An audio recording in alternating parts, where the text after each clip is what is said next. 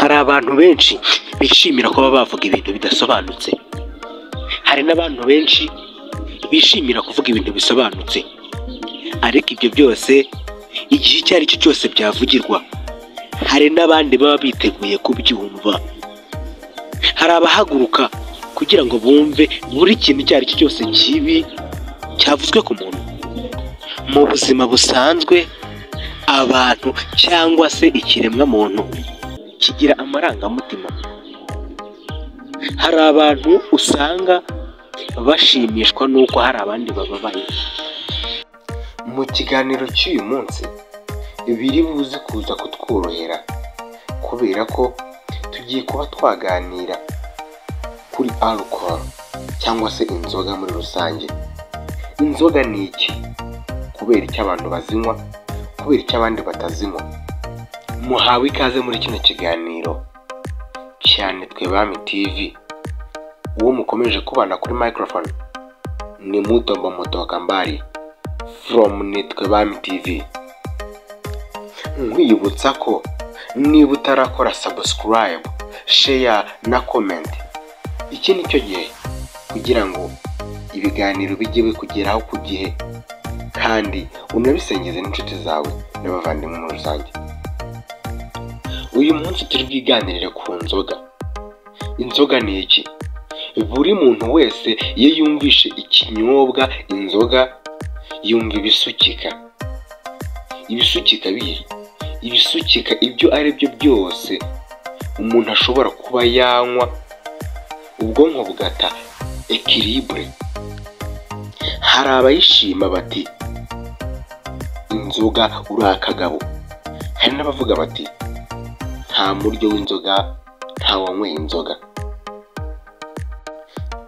Hari ibitabo byinshi bisobanura ko inzoga cyangwa se alcohol mu buzima cyangwa se mu mubiri w'ubuntu ikenewe.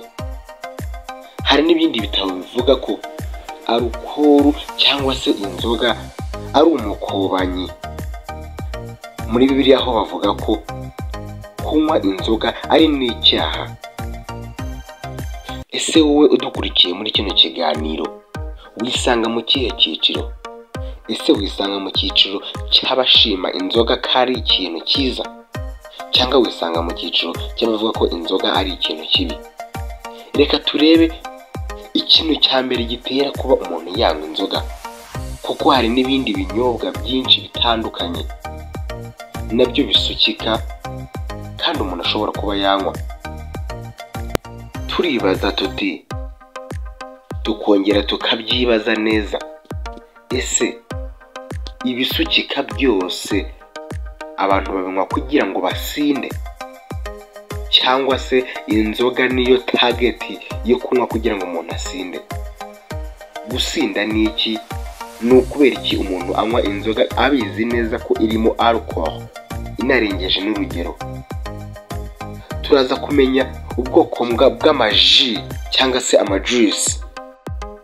Muri kano kanya wakwibaza bino bibazo bibiri: ese ibisukika byose tubinywa kugira ngo duhage cyangwa se duhaze igifu?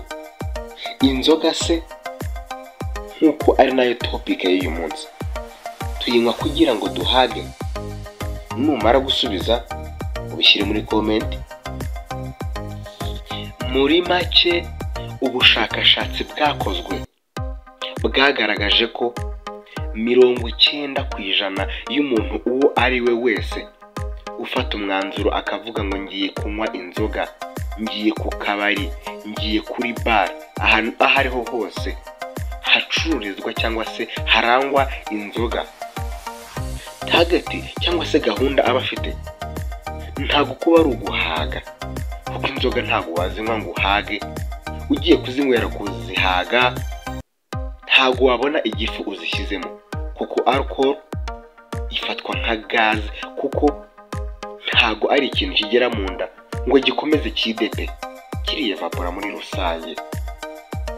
Abantu banywa amajuice birinze ibintu by'inzoga, we ashobora kugenda agafata juice imwe ebyiri agahita ahaga direct. Ariko umuntu wagiye gufata inzoga iyo ariyo yose. Kirazira kumva akubwiye ngo ndahaze. Kuba satisfied biragoye ku muntu wanyweye inzoga. Ese ni ukubera iki abantu benshi bakomeza kwinjira mu kunywa inzoga? Twabivuzeho kare, gahunda yo kunywa inzoga, ubushakashatsi bwagaragaje ko umuntu kuba ari ukugira ngo mu ndimi z'ubu ajye furi, ntabwo kuba ari ukugira ngo ahage. Iyo umuntu yagiye furi bigenda bite? Biba byatewe n'iki? Niba warasomye ku nzoga, uzitegereza mu minota 20. Iminota 20 irahagije. Ufata iminota 20 ya mbere y'uko usoma ku nzoga cyangwa se alcohol iyo ariyo yose, ufate n'indi minota 20 nyuma y'uko umaze gusoma ku nzoga. Uzabitekerezeho, wumve mu mutwe uko biba bimeze. A serious person ni umuntu wa mbere y'iminota 20 tutarasoma kuri alcohol. An serious person ni umuntu wa nyuma y'iminota 20 tumaze gusoma kuri alcohol.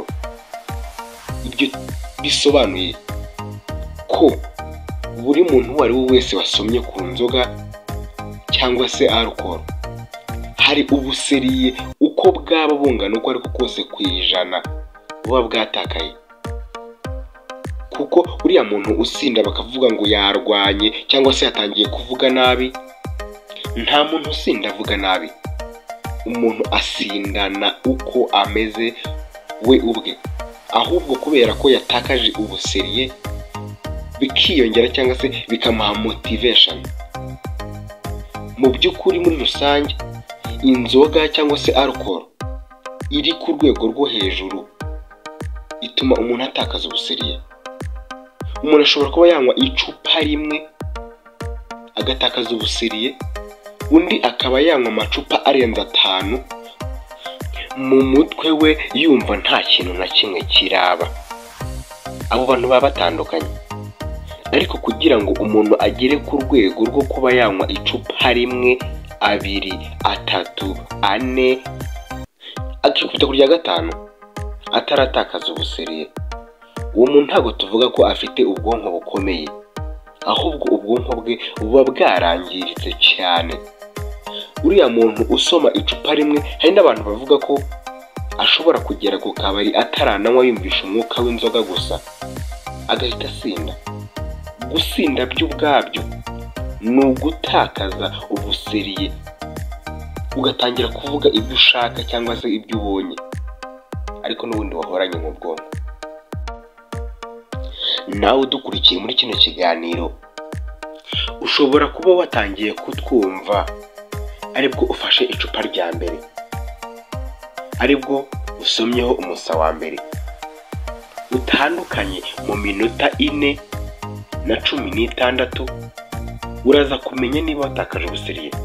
Uraza kumenya niba uri muri cya cyiciro cy'abantu bafite ubwonko bwangiritse kurusha abandi, cyangwa se uri ba bantu bagifite ubwonko buzima. Inzoga hari impamvu bayita ikiyobyabwenge, kubera ko umuntu uyinyweye muri kwa gutakaza ubuseriye bwe, ubwenge bwe burayoba. Ni ukubera iki bayita ikiyobyabwenge?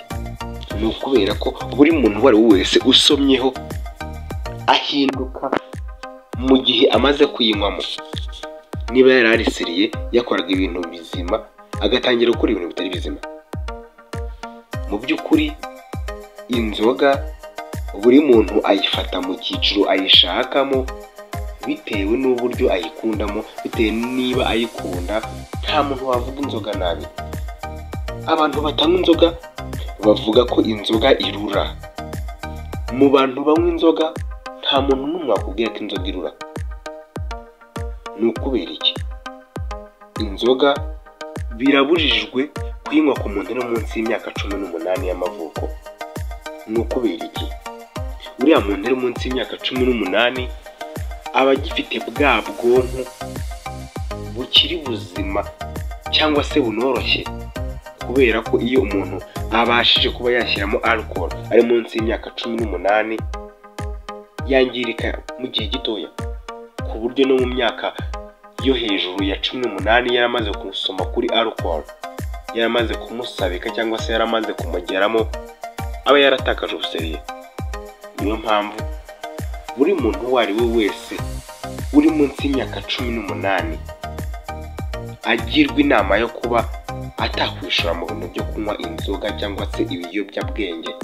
Gusa ndagusaba, niba bamaze kugera kuri channel ya Nitwe Bami TV, tugerageze, niba unagasoma, tumwe mu rugero. Nari Mutombo Mutoka Mbari from Nitwe Bami TV. Kora share, subscribe ndetse unaduhe comment ku biganiro dukomeza kuguhereza. Ikindi kandi muri comment ushobora kuba washyiramo icyo ushaka ko tuzaganiraho gutaha, tukaba aricyo tuvugaho. Thank you for watching and listening.